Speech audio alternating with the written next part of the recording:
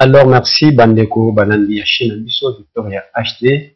Bonsoir, bonne nuit, bonjour, ça dépend du lieu que vous nous suivez. Nous sommes samedi le 30 mars 2024. C'est le week-end. Bienvenue à tous. Et baye, kolanda biso po nambala liboso. Merci beaucoup. Nakosenga, bo s'abonner na chaîne Biso YouTube. Pour na ba oyo bazolanda biso na YouTube. Bo s'abonner na chaîne Biso. Pour epesa biso makasi yako tiela bino ba émission na en ligne, et à chaque fois que nous mettons nos vidéos beaucoup tananango et bon basi yale bino na YouTube à partir de la notification, il y a clic à notification na cloche. Pour na ba bazolanda biso na Facebook, la bonne nouvelle est que tobandi ko tia ba vidéo na biso na Facebook. Bapesaki biso pénalité et restriction na Facebook il y a 6 jours et 6 nuits. Yango nde na osenga bao baza na Facebook. Soki osalelaka YouTube okoki kosabone na chaîne ya biso na YouTube. Kuna ata na Facebook soki toza na sanction, mais na YouTube totiaka ba vidéo, et il y a des petites vidéos et des petites vidéos où totiaka na YouTube totiaka ngo na Facebook. C'est bien de s'abonner na chaîne ya biso ya YouTube. Okuna totiaka ekozala ke toza na Facebook azana ba buzo bebele. Soki totie vidéo ou soit apesi biso ba biloko ya kangaka chaîne ya biso ke to tia vidéo te, mais ba vidéo na biso eza na YouTube. Pour beaucoup d'informations et en mboka à tout moment. Il faut s'abonner là-bas. Ce qui chaîne abisso na YouTube eza Victoria Media corps so beti Victoria Media okomona à part tozana ba Victoria Media ya mindele, mais oya biso eza Victoria Media okomona logo na biso ya caméra, et là-bas tu vas t'abonner à notre chaîne. Ceux qui ont vu que Coco Sopona s'abonner au Monango, vous pouvez entrer na chaîne na nini na groupe WhatsApp na biso. Numéro zo le kanaba ya écran na. C'est un numéro WhatsApp. Ceux qui au komeli biso to ko tsayo na groupe WhatsApp na biso. Et là-bas, vous avez la possibilité à komona ba vidéo na biso oza na YouTube. Soki o cliquer na vidéo moko ya ba vidéo tozotia na biso ya ba émission na biso et kotinda ti na YouTube, là-bas okozwa chance ya ko s'abonner na chaîne na biso. Merci beaucoup. Bandeko, information lelo toko traiter ka deux points. Tellement que ndenge momona ngo na miniature pona ba baza na YouTube et titre totie na Facebook quand toko meli bino ke la RDC face à un complot international, ou soit les Wazalendo en danger. Donc, au beta lisolo ya danger oyo Wazalendo azo courir la minute oyo. Mais avant to banda émission na biso, vous savez que le Conseil supérieur de l'audiovisuel du Congo, c'est ça que est dirigé par Maître Christian Bosende, babimisi communiqué en ce qui concerne les médias qui font l'apologie. Il y a rébellion na Est. C'est-à-dire que bras allongé na bango au baza na Kinshasa. Bakomi ko profiter na départ ya ba aventurier au Mibale, yani Kisola na Henri Magie. Po babanda sikoyo ko justifier yango. Conseil supérieur de l'audiovisuel a pesi communiqué. Chaque chaîne oyo akosa l'apologie à Batwana bakokata e signal, et surtout chaîne à mindele wana oboyebi France Media Monde, tellement que bamimonaka ke bazaka trop malin balingi kosala apologie wana kolekela na départ ya baventurier au Mibale bakomisa ngo débat po babona ndenge nini ya kokota na nini. Mais biso tokosala analyse na point oyo ya départ na bango, mais pona kososola kotalisa bango que ce sont des aventuriers Et ils sont des mèches avec qui? Bandeko. Vous savez que avant-hier, na sorti à Rebel Nanga, a présenté des cadres de membres ya PPRD. En l'occurrence, Yannick Tissola na Henri Magie. A présenté qui bango na mouvement na bango. Na boya ki kutu kochaba, to boya ki koche la bino, pa vidéo na bango abuzoba na pona commenter ou to ko sa elango analyse. Donc c'était inutile à cause de l'apologie na bango. Mais après leur sortie, nous avons vu la réaction du PPRD. Quel PPRD? C'est le PPRD El Lubumbashi. D'abord, quand je vis cette sortie à PPRD, je me suis demandé, PPRD pendant 18 ans, on nous a présenté comme un grand parti implanté à travers la République démocratique du Congo. Mais Banda Balumwa na pouvoir, le PPRD est resté il y a Ndambu Kabatu Oya Katanga na permanence à Katanga. Donc le PPRD est resté comme ensemble à Moïse Katumbi, Erinyaka na Katanga. Et Tikali Lokola Inapek, Bazo Rinyeka na Katanga. Mais pendant 18 ans, on nous a présenté le PPRD comme un grand parti. Ils ont fait une déclaration. Dans leur déclaration, que j'ai appréciée à partie, il y a une partie que j'ai appréciée. Laquelle de ces parties que j'ai appréciées, c'est quand ils ont condamné le départ. Ils se sont désolidarisés. Le départ, il y a Yannick Tissola na Henri Magie. De l'autre côté, où je ne suis pas d'accord avec eux, Tang Balingi, Bazwa Yannick Tissola na Henri Magie, Babanda Kobamba bango na partie Moussous, pour se justifier. Nous allons suivre la vidéo et on va venir commenter. Vous voyez que pas nabiso, tambola kana image à l'appui. Ma groupe vagabond. Mais qu'on a sema chez Bajan à PPRD, on a Tambuka, on a une rébellion. Jamais. Nous les jeunes kabylistes, nous des vrais kabylistes. Regardez, moto. Camarades, calmez-vous. Chez Bajan à Joseph Kabila Kabangi. Bisso Bajan à Joseph Kabila Kabangi. Nous les enfants de Joseph Kabila Kabangi. Tokoki kokende jamais na rébellion.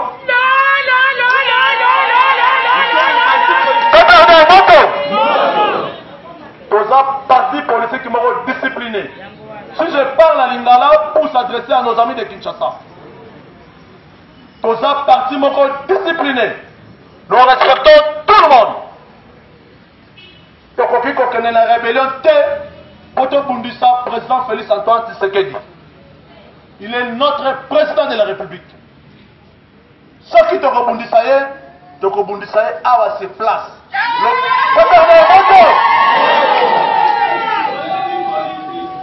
Ce qui Henri Magie vagabond, politique, à quelques régions de Corneille Nanga, ce n'est pas notre problème.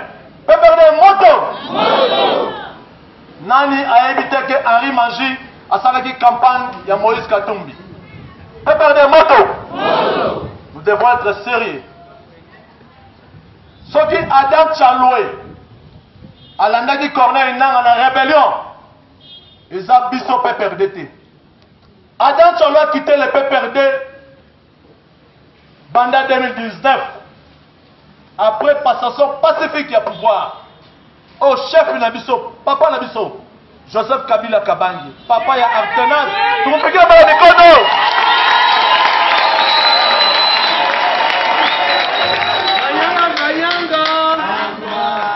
Pépère des motos.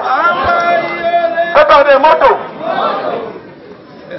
Adam Chaloué a l'ongoué PPRD en 2019.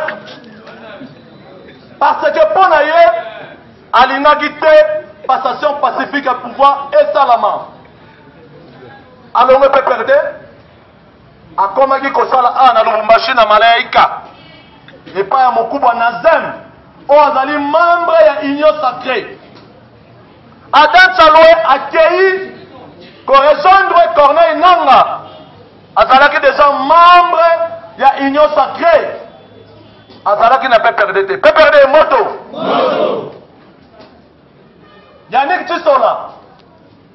Yannick Tissola, notre chef Emmanuel Ramadan Chadari, alongola qui est fédéral ya Lualaba pour une discipline. Azalaki le sous quoi céder. La partie n'a pas à PPRD. Azalaki irradié. Mais le Yannick Tissola a rejoint Corneille Nanga rebelle. Et comme il m'a PPRD.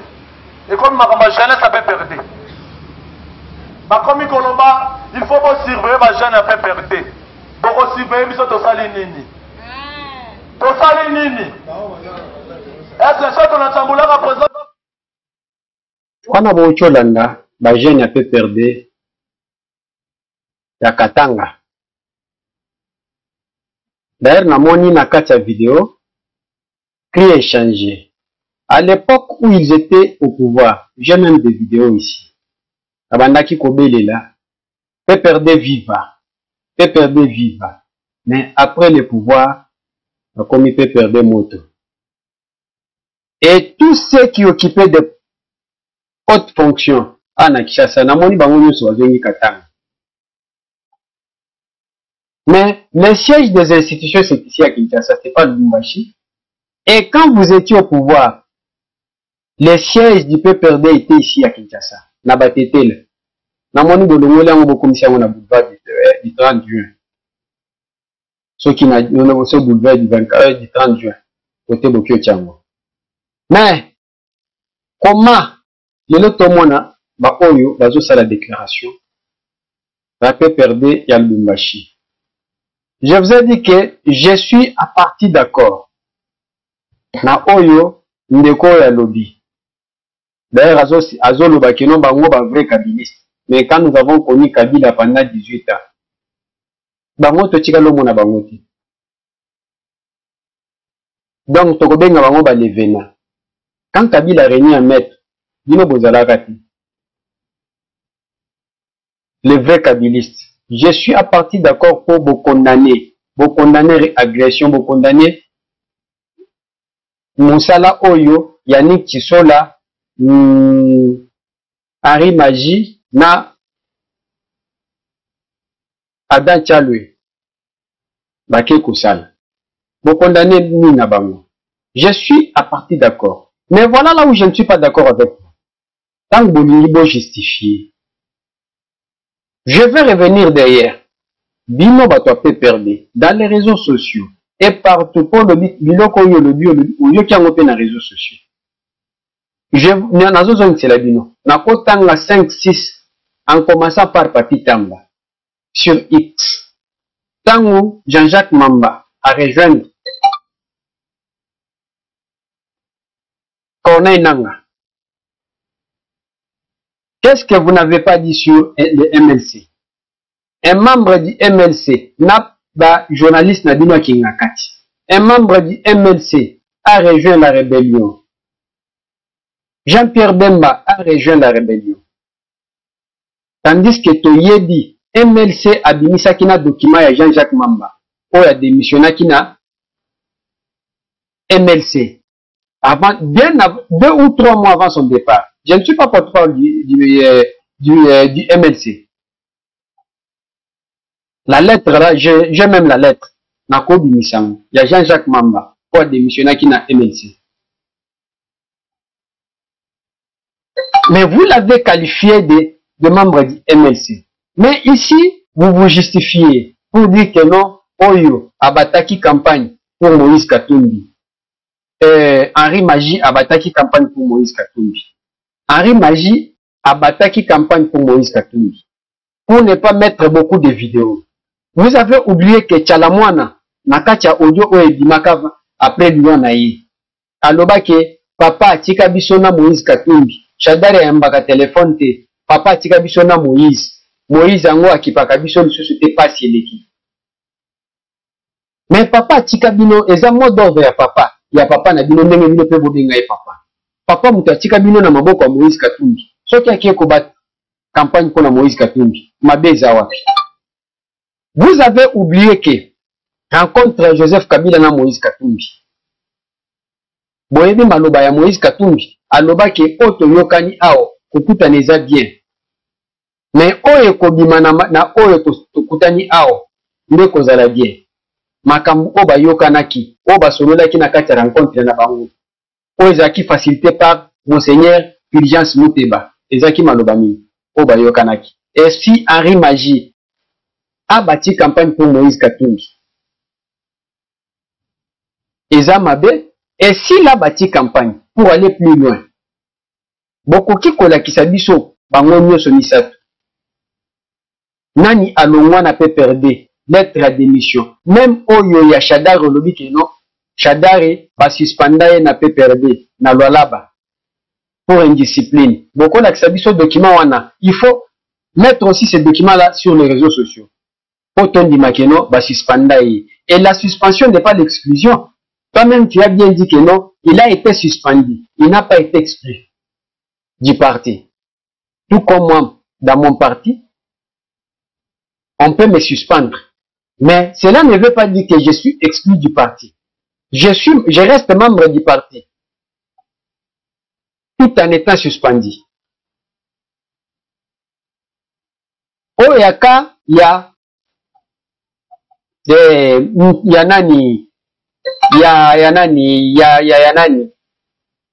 Adam Tchalou. Au lobby qu'en 2019, vous avez bien dit, en 2019, Abata campagne, et il était parti travailler pour Nazem, qui est membre de l'Union Sacrée. Mais monsieur, vous oubliez, est-ce que l'Union Sacrée a été créée en 2019? En 2019, c'était la coalition FCC Cash. On travaillait ensemble. Cash et les FCC travaillent ensemble dans le gouvernement. Et ceux qui, Adam Tchalou, Akendaki Osala, et pas ya Nazem, Nengolobi. C'est-à-dire que, à Komaki na Union Sacrée, messieurs, l'Union Sacrée n'a pas été créée en 2019. J'ai écouté votre secrétaire. D'abord, Maloba Obino Bozo affirmé.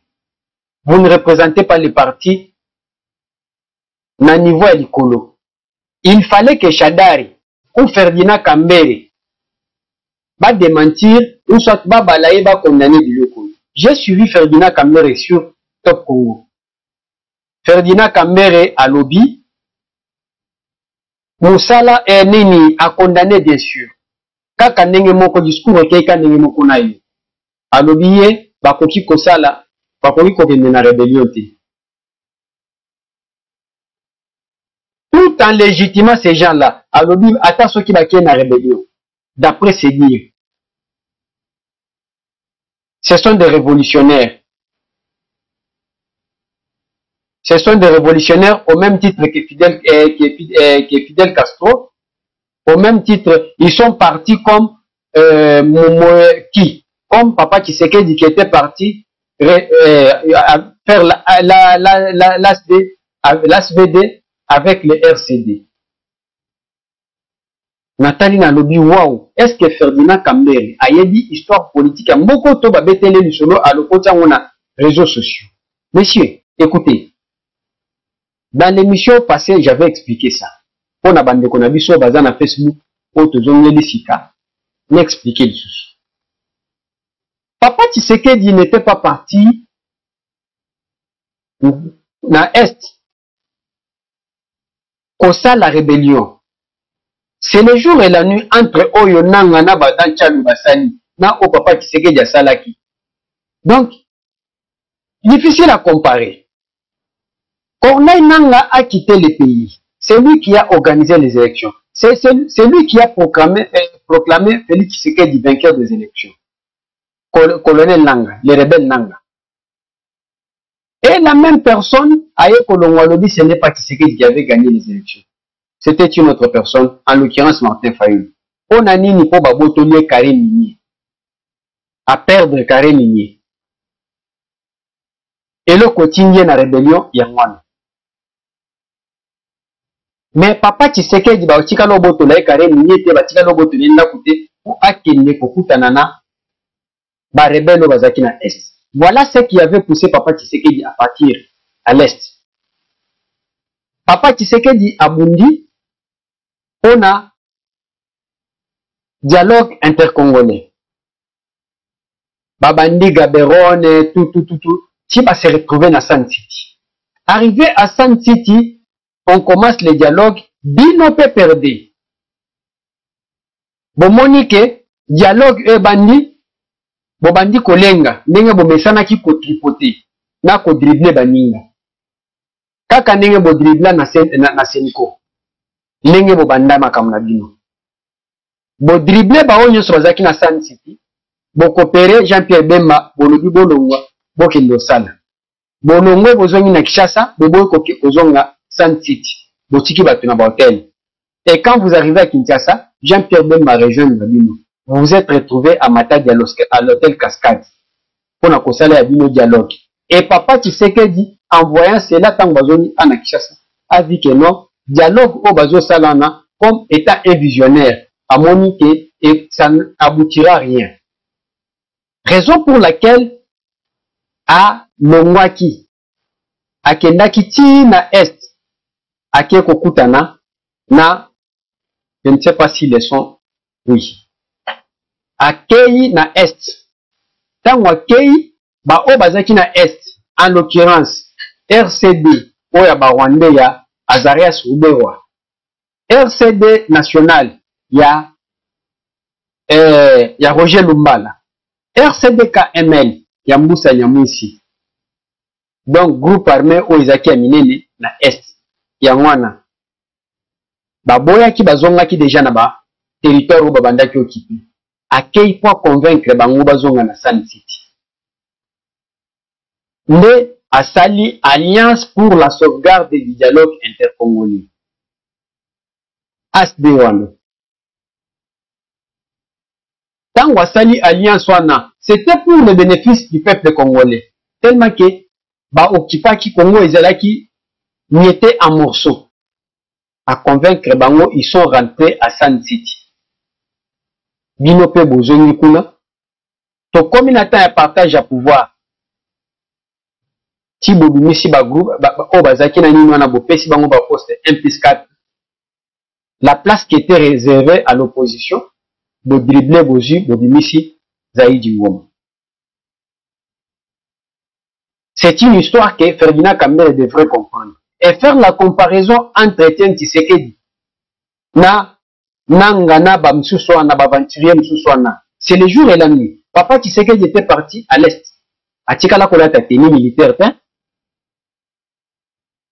Mais, boyebi bien que Balobaka, le premier conseiller de l'homme, c'est sa femme. On a bandé qu'on a vu sur Bazolanda sur Facebook. L'émission est où les cas, na YouTube, mais sur Facebook, Bolanda Kiangoti. Nazo zong Sirabino, émission, Nazo zong Sirabino, vidéo. C'est l'épouse de Joseph Kabila qui parle. Boyo Kamalo Bazoluba. Joseph Kabila Kabange Yesu Aza Soda.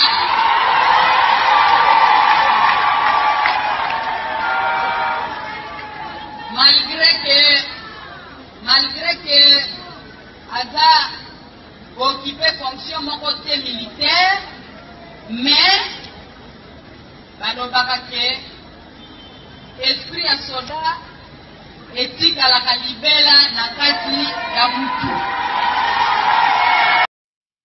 Wana eza Olive Lembe po Boucholane. Kabila n'est pas un militaire, est un sénateur à vie. Ce qu'au discours Olive Atenakiango, pour nous dire quoi? Bino peut perdre. Boyebi ke vous chantez à article 64. Nous connaissons comment on doit appliquer l'article 64. Bino botika la website qui article 64. Bolinga bo appliquer ngo na balabala toni. Tozaba na nikete. Ça c'est du côté peu perdu. Olive Lembe Banda Ake Aloba. Kabila dont vous parlez. Kabila atondi abengisi bato Kabila va parler, Kabila va parler. Atondi bato na kingaka tia. Et donc à mon akia Koloba était qu'on respectait constitution. C'est que du local qu'on respectait constitution et je vais parler. Le même discours que Kabila avait tenu à Kingakati. Et un discours oyonanga na batu oyo azoloba. Na bosana ki yango koloba na ko expliquer na makambo comparaison ya Papa Tshisekedi na Corneille Nangaa. Ndenge na lobaki ke but oyo Papa Tshisekedi akendelaki na est comme je vous ai expliqué. Mais but oyo Nangaa kei comme membre du PPRD akeko banda rébellion. Ye alobi que non, c'est pour même la discours na bango ba otaki au salle avant-hier alobi yango. Non, c'est pour toujours na Kinshasa pour faire le retour à l'ordre constitutionnel. Nathalie, est-ce que Nangaa peut dire ça? Quel retour à l'ordre constitutionnel? Et quelle est la constitution que Kabila avait respectée pendant 18 ans? Lui-même Kabila s'est retrouvé au pouvoir. La constitution, il y a au Mouza Tika, où il y a 4 papiers. J'ai ça même ici. Après, où il prévoyait que soit qui président de la République en cas de décès ou d'un empêchement, c'est le président de l'Assemblée nationale qui devait prendre le pouvoir. À l'époque, c'était Philomène Omatuku. Est-ce que Philomène Omatuku Moutou a joué qui pouvoir? Kabila par quel mécanisme s'est retrouvé président de la République? Vous pouvez pouvoir en déni. C'était le respect de la Constitution. Nous sommes allés aux élections en 2006. Tokomi en 2011. To voté par sénateur, par député provincial, par député national. Bandawana 2011. Est-ce que to voté en 2011, on a voté les sénateurs. Kaka ba sénateur oba voté en 2006. Avec le bureau Kengo Wadondo, yeti en 2018. Mais quand on partage une mission dans le groupe WhatsApp Nabiso, ça nous fera plaisir. Et tous s'abonner, ceux qui ont la Nabiso, na YouTube, s'abonner à la chaîne Nabiso. Ceux qui ont na Facebook, ont la Nabiso, le mieux rejoindre Biso na YouTube, na groupe WhatsApp Nabiso, tinda numéro kaka na numéro aux les canabas de l'écran. Il y a beaucoup d'informations dans le groupe WhatsApp. Alors, je disais quoi? Je disais que Naba Oyonyo Nini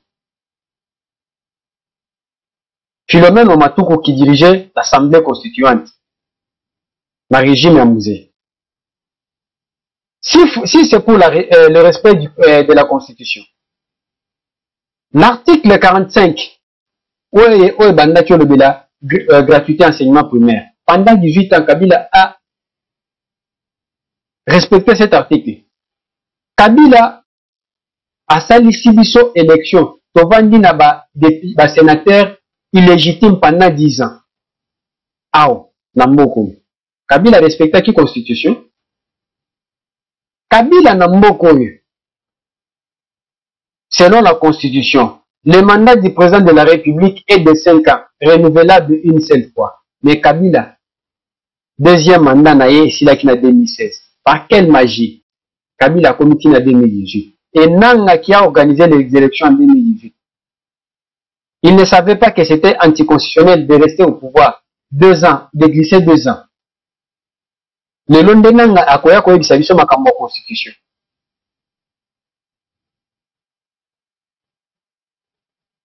Augustin Kabouya, le secrétaire général de l'UDPS, a tenu causerie morale na ba combattant. Écoutez ce qu'il a dit.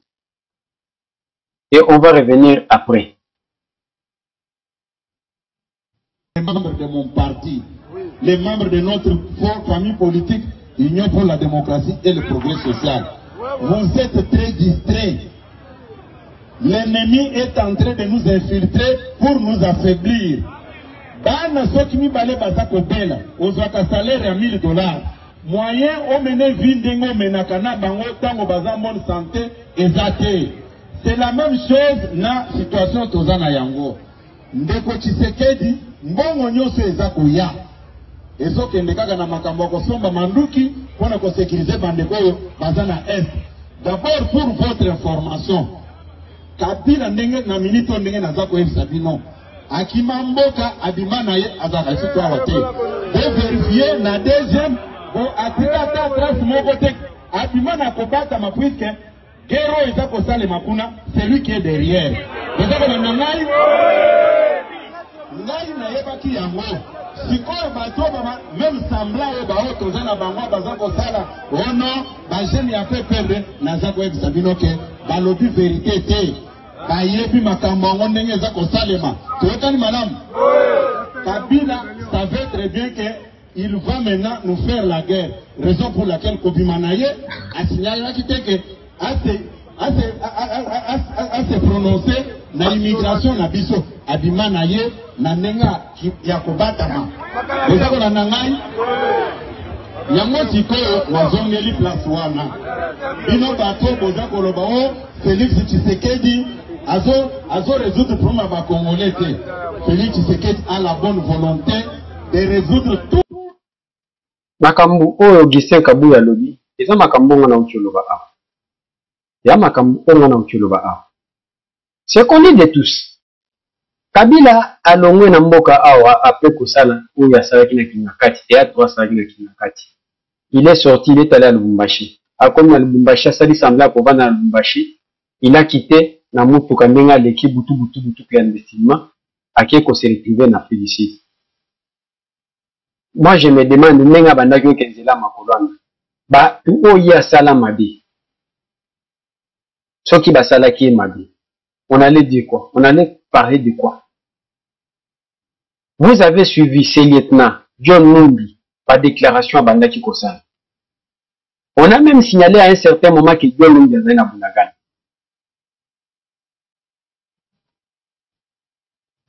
Ce n'est pas un mensonge. Moi, je savais, quand Denis Augustin Kabuya Lobiki, il savait. Moi aussi, je savais que dans l'opposition non armée, Kabila a pu contenir. C'est quelqu'un qui s'est retrouvé au pouvoir grâce à l'armée, à la rébellion. A pu contenir. Na tieli bino vidéo ya mwasi na ye awa, maloba na ye. Na tieli bino vidéo na ye.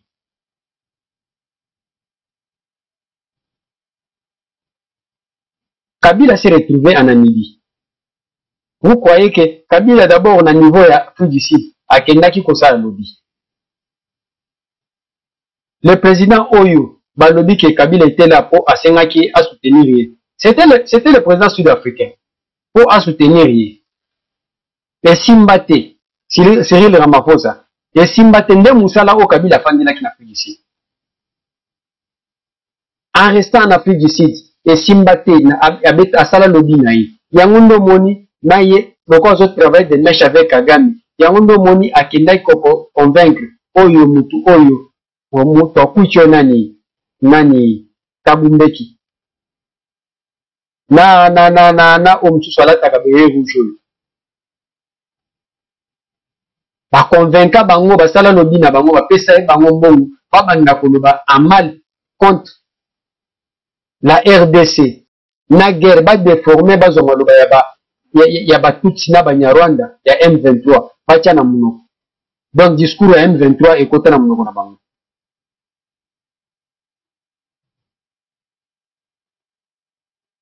Il s'est retrouvé en Namibie. Pour ça, il y a une émission out. En Namibie, à Bomba Biloko Dele. À Bomba Biloko Dele. Nazana ba photo na ye, banda kuna ye, ba villa na ye, atonga likolo ngomba. Et après liwa ya président ya Namibie, il est resté là-bas pendant 2 semaines avant dina véranda zo ya papa. Tandis que, soi-disant son propre père, Mose Ao, atikala ko vandele na matanga. Atikala ke natana muzolete et akende ko s'incliner. Mais en Namibie, on a vu Kabila rester toute une semaine, 2 semaines.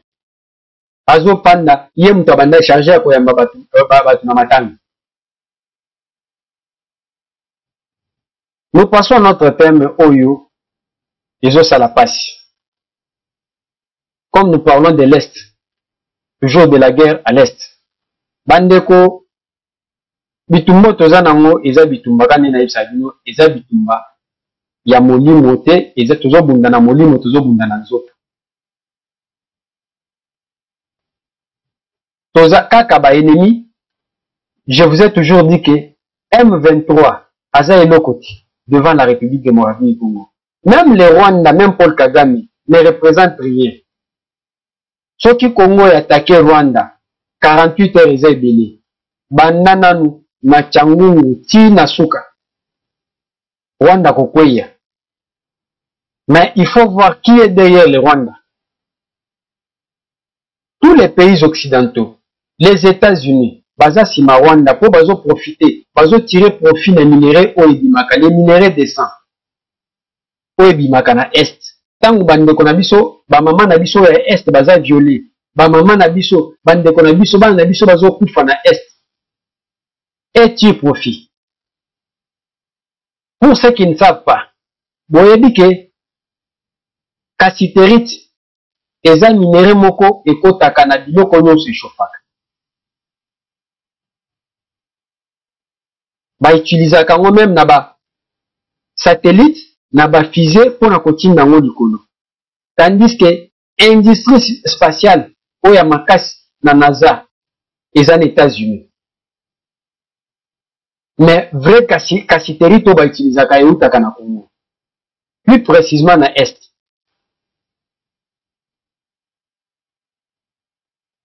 Lelo Elon Musk a se lancé dans l'industrie spatiale. Donc, il y a que ça là-bas, appareil ou qu'il n'a qu'à l'écolo, na Sansa, na orbite. Ce sont ces gens-là, au Yobamenaka lobby, auprès du gouvernement américain, pour guerre et silaté. Raison pour laquelle vous avez vu l'ambassadeur des États-Unis, que je vais vous mettre maintenant, pour l'endayer dans le Conseil de sécurité. À lobby makambo grave. Je vais vous mettre la vidéo et après, après, on va venir.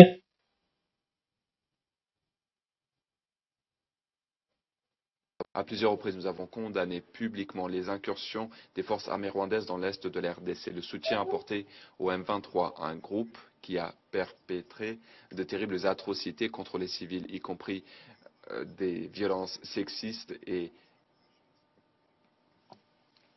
un groupe qui a également attaqué la MONUSCO.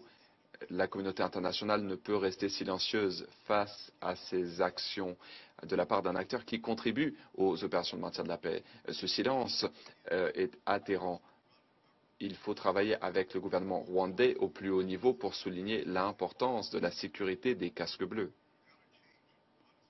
Le Rwanda doit changer son comportement, sinon l'ONU doit réévaluer la crédibilité du Rwanda en tant que participant constructif aux opérations de maintien de la paix. La RDC doit également cesser de soutenir certains groupes armés, les groupes Wazalendo, des groupes qui ont ciblé la MONUSCO. C'est inacceptable.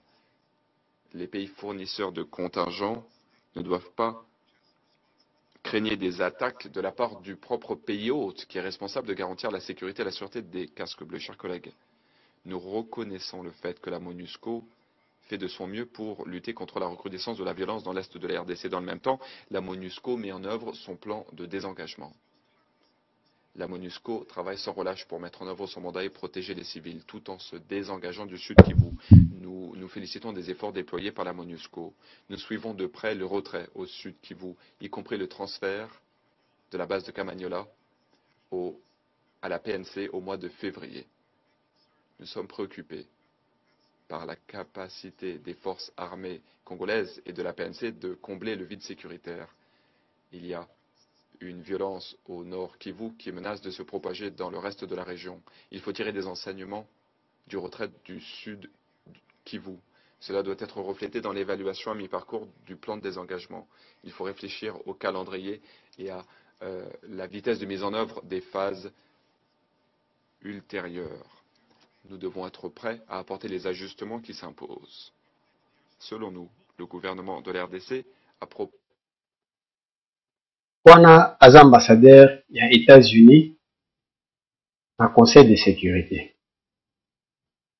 Chers amis, vous savez très bien que les Congolais ont manifesté partout dans le monde, y compris ici à Kinshasa, contre l'hypocrisie de la communauté internationale face à la recrudescence des violences à l'Est, face à la guerre qui a duré plus de 30 ans. La communauté internationale a eu décision. Une jeep de la MONUSCO, Batumango. On a vu Bintou Keïta, le représentant du secrétaire général des Nations Unies au Congo. Abimi a menacé Congo. Alobi, Kotumba, jeep à MONUSCO. Cela est considéré comme un crime. On a dit Papamba, au moment où nous savons que par M23, ils ont fauché la vie à des milliers et des milliers de Congolais. Bintou Keïta na Congo, ba M23, babomi batu na Kishishi, babomi batu, bazo boma batu na ba parti o, bazo découvrir chaque jour des fausses communes.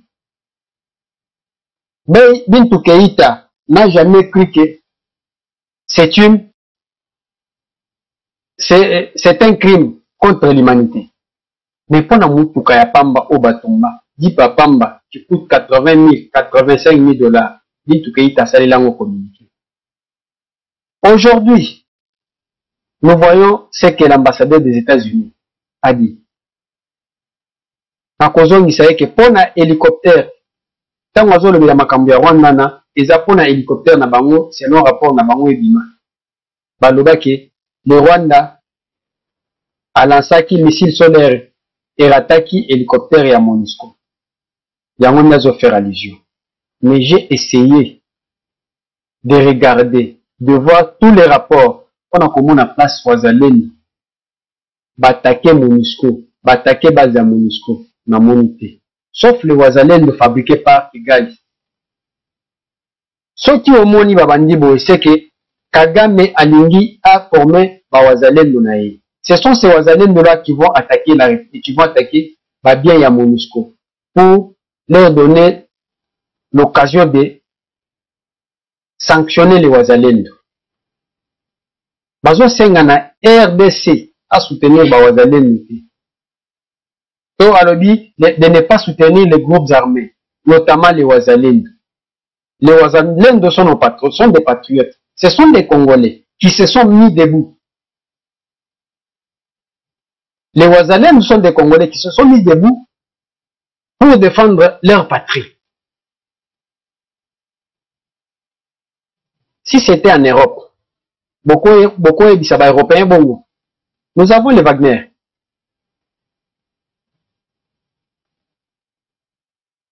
Aujourd'hui, vous demandez au Rwanda de coopérer avec les Nations Unies. C'est comme si Bozo Bonde la Rwanda. Au moment où vous savez très bien que le Rwanda a attaqué ma base, Babylone, ma contingent et MONUSCO. Pas au Rwanda, mais au Congo. Donc, le Conseil de sécurité légitime l'agression rwandaise. Bazo Sengana Rwanda comme pays contributeur, pays contributeur na mission de maintien de la paix.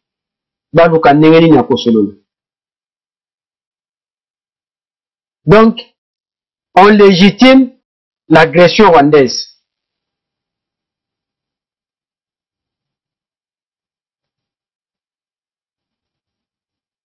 Donc, il faut tous à la keba.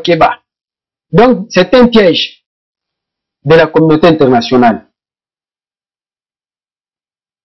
Ils vont créer leur propre Wazalendo. Et ces propres Wazalendo-là vont attaquer la base à MONUSCO. Pour attribuer ça au vrai Wazalendo. Et Malamoko Bokomona dans le Conseil de sécurité va sanctionner Bango. Baluki place. Si vous allez très loin, balobeli na makambo ya sanction. Baluki place ya kotia biso namba, kotia Congo namba. Voilà les dangers que court la République démocratique du Congo et les Wazalendo. Pourquoi ça? Pour bayebi ke ba Wazalendo batie bango mal à l'aise. Ba Wazalendo batie bango mal à l'aise. Nanga ateni nenge na utaki obeta masolo. Nanga ateni un discours à Kiwanja na kozonga na bango 27 rebelle bazaki na kati ya fuso. Bazui bango bakoti na bango na zamba, et pas ba Wazalendo. Batika chauffeur bazui na contact ya mutuka batiki kabumbu. Bazo tomber na bambiskade ya ba Wazalendo. Donc Kagame azomona keno aza mal à l'aise. Raison pour laquelle bomoni ke basengi ke bakei na makambo ya sanctionner ba Wazalendo. On a dépassé notre temps, on est déjà dans les 45 minutes. Je crois que Tosuki Awa, Tokutani Lobby. Merci beaucoup. Bon, continuez à s'abonner à la chaîne Abisso, na YouTube, na la page Facebook. Bon, cliquez sur j'aime notre page. Et Kosunga Abisso, photo avancée. Merci beaucoup.